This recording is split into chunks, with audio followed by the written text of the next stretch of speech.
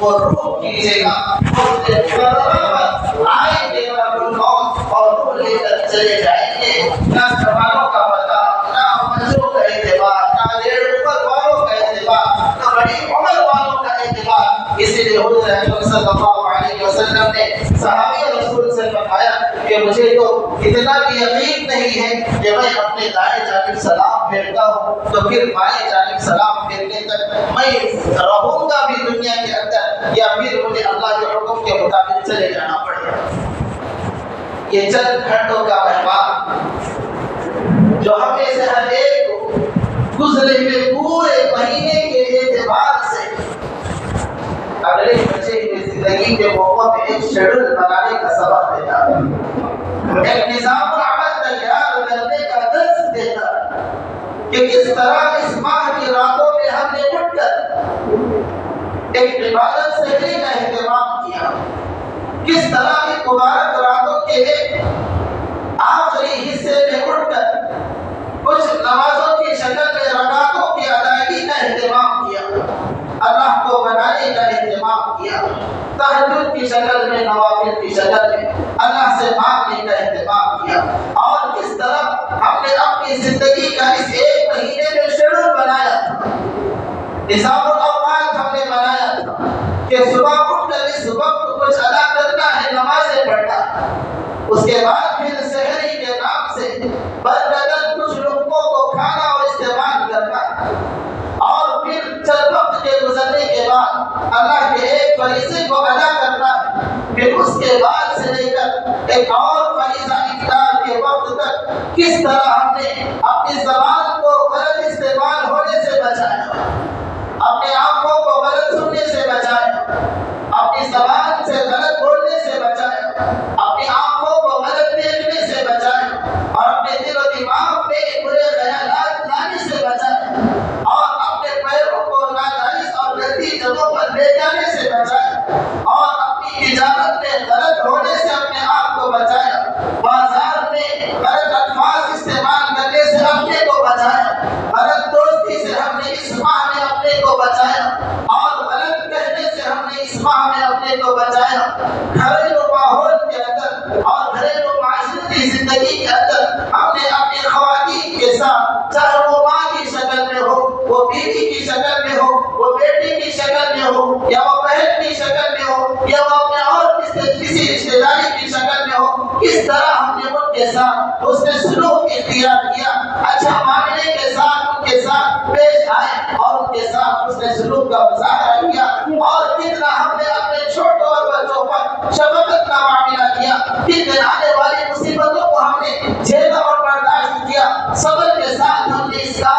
اس مہینے میں کام کیا. جتنا بھی اس ماہ مبارک کے اندر ہم نے جو کچھ کیا ہے یا اچھا کرتے ہوئے دوسروں کو دیکھا ہے، یہ ماہ مبارک اس بات کا پیغام دیتا ہے کہ لوگوں پھر اگلے سال آ کر اگر میں تمہاری زندگی کا مقدر بنا ہو یا نہ بنا ہو، لیکن اس کے انتظار میں تو اپنی بچے کی پوری زندگی کو اسی کے مطابق بنانا چاہیے. رمضان کے گزرنے کے بعد اپنی تجارت کو ایسے ہی باقی رکھے، رمضان کے گزرنے کے بعد اپنے معاملات کو ایسے ہی باقی رکھے، رمضان کے گزرنے کے بعد اپنے آنکھوں کو ایسے ہی باقی رکھے، اپنی زبان کو ایسے ہی باقی رکھے، اپنے کانوں کو ایسے ہی باقی رکھے، اور اپنے بزنس کو، اپنی معاشرتی زندگی کو، اور لوگوں کے ساتھ جو ہمارا حسن سلوک ہوتا ہے، برتاؤ ہوتا ہے، یا ان کے ساتھ معاملہ ہوتا ہے، ساری چیزوں کو ایسے ہی لے کر چلنا ہے جیسے ہم نے رمضان مبارک کے اندر چلا تھا. یہ ماہ مبارک ان تمام کام کے کرنے کا ہمیں حکم ایسے ہی دیتا ہے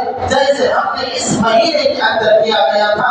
میں آگے بڑھ کرتا ہوں، رمضان میں ہم نے جو ذوق اور جذبہ عبادتوں کی طرف لے کر گئے تھے، رمضان کے طرف جس مال کے اندر صدقہ اور خیرات کرنے کا ایک شوق ہم نے ظاہر کیا تھا،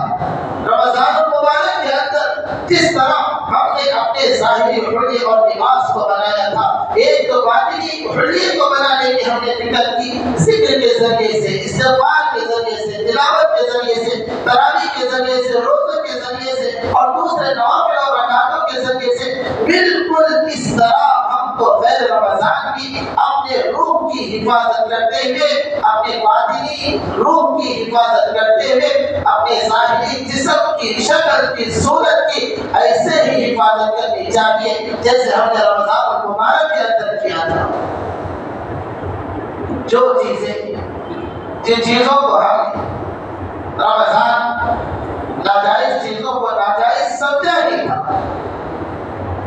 نماز کا چھوڑنا حرام تھا، رمضان میں بھی نماز کا چھوڑنا ہم نے حرام سمجھا، اور اللہ اس کے رسول صلی اللہ علیہ وسلم کے حکم کے خلاف ورزی پہلے سے حرام تھی، جس کو ہم نے رمضان میں بھی حرام ہی سمجھا، لیکن پتہ نہیں کہ کیا ہوتا ہے اور رمضان کو ہم کیسے گزارتے ہیں۔ یہ ہر ایک اپنے رمضان کے قبول ہونے نہ ہونے پر فیصلہ اس وقت کر سکتا ہے جب رمضان کے گزرنے کے بعد اپنی زندگی کے شیڈول میں کوئی فرق ہوتے ہوئے محسوس کرتا ہے یا محسوس نہیں کرتا، وہی اپنے رمضان کے سے گزرنے یا نہ گزرنے کے درمیان خود بخود وہ فیصلہ کرے۔ الگ سے ہمیں سے کسی کو کوئی کہنے کی ضرورت نہیں۔ ہم سوچیں کہ رمضان کا مہینہ گزر دے، کیا میری وہ تمام نمازوں کی عادتیں موجود ہیں جو رمضان میں؟ کیا میرا لوگوں کے ساتھ معاملہ اور برتاؤ وہ ہے جو رمضان میں تھا؟ کوئی کسی سے کچھ کہے اور مجھ سے کوئی کہے تو کیا صبر کا مادہ، صبر کا تعامل اب بھی میرے اندر وہ ہے جو رمضان میں تھا؟ اگر اس کے خلاف پایا گیا تو پھر سوچنا چاہیے، کیونکہ وہ رمضان کے بعد کی زندگی ہی بڑی خطرناک زندگی ہوتی ہے۔ ان دنوں میں تو شیاطین کو مار دیا جاتا ہے، سرد شیاطین کو بالکل قید کر کے رکھ دیا جاتا ہے، اور اللہ تعالیٰ کی رحمتیں مستقل برستی رہتی ہیں بندوں پر، لیکن جیسے ہی عید الفطر کا چاند نظر آ جاتا ہے تو پھر اللہ تبارک و تعالیٰ پورے ایک سرد شیاطین کو، قید کیے گئے سارے شیاطین کو اللہ آزاد کر دیتے ہیں، چھوڑ دیتے ہیں، تو اس وقت ہر مسلمان کے لیے خطرناک آزمائش کا پھر فاصلہ شروع ہوتا ہے۔ اب اس کو یہ غور کرنا چاہیے کہ جو ایک مہینہ جس طرح کی میں زندگی گزار کر آیا ہوں رمضان کے بعد، اب شوال کی 1 تاریخ سے عید الفطر سے لے کر اب آگے کے مراحل میرے کیسے گزر رہے ہیں، اس وقت تو میں اللہ کے مکمل رحمت کی چادر میں گھرا ہوا تھا، جس کا پہلا عشرہ اللہ کی رحمت کا تھا، دوسرا عشرہ اللہ کی مغفرت کا تھا، تیسرا عشرہ جہنم سے اپنے بندوں کو آزاد کرنے کا تھا۔ کیا اب اس کا اثر کچھ میرے منہ پر باقی ہے، یا پھر شیاطین کے چھوڑے ہوئے جال کے اندر میں پھر سے پھنسا ہوا ہوں؟ میں اپنے اخلاق کے اعتبار سے، تجارت کے اعتبار سے، اپنی شکل و صورت کے اعتبار سے، اپنے اعمال کے اعتبار سے، اپنی عبادتوں کے اعتبار سے کیا بالکل میں رمضان ہی کی طرح ہوں، یا پھر کسی اور طریقے سے میں آگے چل کر شیطان کا شکار ہو چکا ہوں؟ یہ ہر مسلمان کو غور و فکر کرنے کی ضرورت ہے۔ اس لیے عزیزان کرام، رمضان المبارک کی آخری جمعہ اور آخری دن جس کو ہم اپنی تنہائی عبادتوں میں کچھ رونے دھونے کے ساتھ گزارتے ہیں، یقیناً ہر ایک اپنی ضروریات میں مصروف اور ہر ایک کو اپنی ضروریات لگے ہوئے، کسی کو کسی اعتبار سے، ہر ایک اپنے فیلڈ اور شعبے کے اعتبار سے مصروف، لیکن یہ چند گھنٹوں کا مہمان جو اس وقت ہمارے سامنے ہے، صرف بڑی مشکل سے 4 گھنٹے بالکل اگر دیکھا جائے تو آپ سے افطار تک دیکھا جائے تو 5 گھنٹے بڑی مشکل سے ملیں گے۔ ان 5 گھنٹوں میں جتنا ہو سکے ہم کچھ نوافلیں ادا کریں، گھروں کو ہم جائے سب ضرورت ہو فوراً ضرورت کو پوری کریں، اور اپنی تنہائیوں میں بیٹھ کر اللہ تعالیٰ سے کچھ مانگ لیں۔ اے اللہ، آپ نے آخری تاریخ کا آخری وقت مقرر کر کے رکھ دیا، میں تیرے سامنے اپنی ضرورتیں لے کر آیا ہوں، تیرے سامنے میں اپنی حاجتیں لے کر آیا ہوں۔ رمضان میں ان ضرورتوں کو میں نے تیرے سامنے رکھا نہ رکھا، لیکن اے اللہ آخری یہ تیرے دینے کے اوقات ہیں، یہ ایسے برکت کے اوقات ہیں کہ پھر پتہ نہیں کہ اگلے سال تک اس طرح کی برکتوں کے اوقات آنے تک میری زندگی کی سانسیں باقی رہے گی یا نہ رہے گی، یا پھر میں دنیا سے چلا جاؤں گا، یا پھر رہوں گا تو کس حال میں رہوں گا۔ اے اللہ، آپ کے ان دیے ہوئے انعامات سے میرے حق میں یہ انعام عطا فرما، میری اس ضرورت کو پوری فرما۔ اور سب سے پہلے میری یہ ضرورت ہے کہ میں موت تک ایسا بن کر رہوں جیسا تو مجھے دیکھنا چاہتا ہے، اور اپنے بندوں کے بارے میں تو جیسے حکم دیا ادا کرنے کا اس طرح کی ادائیگی میں اپنے اوقات کو گزارنا چاہتا ہوں۔ مالک، تیرے لیے کوئی مشکل نہیں ہے اور تیرے لیے کوئی دشوار نہیں ہے۔ دل کے خلوص اور جذبے کے ساتھ میں تیرے دربار پر پڑا ہوا ہوں۔ یقیناً کوئی بندہ اگر اپنے اخلاص کے ساتھ روتے تڑپتے ہوئے اللہ کے سامنے آ کر گڑ گڑا کر مانگے گا، اللہ تبارک و تعالیٰ اس کو اپنی دعائیں مکمل کرنے اور اپنے مجلس سے اٹھنے سے پہلے اس کی ضرورتوں کو پوری کرنے کے فیصلے فرما دیتے ہیں۔ یہ آخری اوقات، ان بچے ہوئے آخری اوقات کی ہم قدر کرتے ہیں۔ اللہ اگر وسعت دیے تو اپنی وسعت کے مطابق اور کچھ ہم پیسہ خرچ کریں، اور ہم تلاش کرنے کی ضرورت مند لوگ کہاں۔ آدمی جب ایک کو ڈھونڈے گا تو ہزاروں اس کو مل جائیں گے۔ تحقیق کرتے ہوئے جس پر اطمینان ہو ان کی ضرورتوں کو ہم پورا کریں، اور کچھ استغفار کا اہتمام کریں۔ مغرب تک اور افطار کے وقت تک اللہ تبارک و تعالیٰ نے اس رمضان کی برکتیں رکھے، اور جب افطار کا وقت ہوگا، آخری روزہ جس کے متعلق نبی صلی اللہ علیہ وسلم نے فرمایا کہ تم افطار کے وقت دعائیں کرو، اللہ تعالیٰ روزے دار جب افطار کے وقت دعا کرتا ہے تو اس کی دعا کو قبول فرماتے ہیں۔ رمضان تو ختم ہو جائے گا سورج کے ڈوبنے کے بعد، لیکن پھر بھی تھوڑا اللہ تبارک و تعالیٰ کچھ دیر کے لیے رمضان ہی کی دیسی برکت کا موقع دیتے، خاص کر روزے داروں کے لیے، کہ وہ اپنے افطار کا وقت شروع ہوتے ہی جو دعا کرنا چاہے دعا کرے، اس دعا کو اللہ تبارک و تعالیٰ قبول فرما لیتے۔ اس لیے عزیزان احترام، ان بچے ہوئے چند گھنٹوں کی ہم قدردانی کریں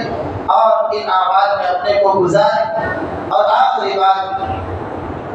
کہ ہم اپنا صدقۃ الفطر نکالیں، ہر ایک اپنی طرف سے صدقۃ الفطر 100 روپیہ نکال، اناج کی شکل میں بھی دے سکتے ہیں ضرورت مندوں کو، یا پھر رقم کی شکل میں بھی دے سکتے ہیں۔ مکمل کوشش یہ کی جائے کہ عید الفطر کی نماز سے پہلے ہم اپنا صدقۃ الفطر، جس کو فطرے کی زبان میں یاد کرتے ہیں، وہ نکالیں۔ اور اللہ تعالیٰ نے جس کو جو موقع اور جتنی وسعت عطا فرمائی اس وسعت کے حساب سے نکالیں۔ یہ آخری درجہ ہے 100 روپیہ، اور یہ 2.25 کلو گیہوں کے اعتبار سے اس کی قیمت رکھی گئی، اگرچہ یہ کچھ کم قیمت بن سکتی، لیکن متعین کیا گیا کہ ایک شخص کے لیے، چاہے گھر میں چھوٹے بچے ہو یا بڑے، ہر وہ جو نماز عید سے پہلے، صبح صادق سے پہلے جو بھی پیدا ہوتا ہے اس کے طرف سے صدقۃ الفطر کا نکالنا واجب ہے۔ بیوی کا شوہر پر، شوہر کا بیوی پر واجب تو نہیں، لیکن گھر جمع ہو کر الگ الگ نکالنا ہے تو پھر الگ الگ کہنا پڑے گا، یا کوئی ایک اپنے گھر کے تمام افراد جتنے فیملی ممبرز ہیں ہر ایک کے طرف سے 100 روپے کے اعتبار سے جتنے افراد ہیں اتنے 100 روپیوں کا فطرہ ہم نکالیں اور ضرورت مندوں تک پہنچا دیں۔ نماز عید الفطر سے پہلے اس کو ادا کرنے کا اہتمام کریں۔ اگر کسی کی چوک ہو جائے، نہ ہو سکے، تو آخری درجہ ہے کہ وہ نماز عید کے بعد نکالے، لیکن یہ نکالنے کا نہ حکم ہے نہ اس کی ترغیب، بلکہ یہ مسئلے کے طور پر ذکر کیا جا رہا ہے۔ ورنہ جو لوگ اپنا صدقۃ الفطر نہیں نکالتے تو جو روزے دار ہوتے ہیں ان کے روزے لٹکے ہوئے ہوتے ہیں، اور جب تک اپنا ذاتی فطرت نہیں نکلے گا اس وقت تک اللہ کے دربار میں اس روزے کو قبولیت کا مقام نہیں دیا جا سکتا۔ اللہ سے دعا کریں کہ اللہ تعالیٰ ہم سب کو کہنے اور سننے سے زیادہ عمل صالح کی توفیق عطا فرمائے۔ اللہ تعالیٰ رمضان کی بچی ہوئی گھڑیوں کی حفاظت کرنے اور ان کی قدردانی کرتے ہوئے باقیہ زندگی کو رمضان کو شیڈول اور نمونہ بنا کر اور اس کو ایک اسوہ اور نمونہ بناتے ہوئے آگے کی زندگی بھی گزارنے کی توفیق عطا فرمائے۔ آمین۔ وآخر دعوانا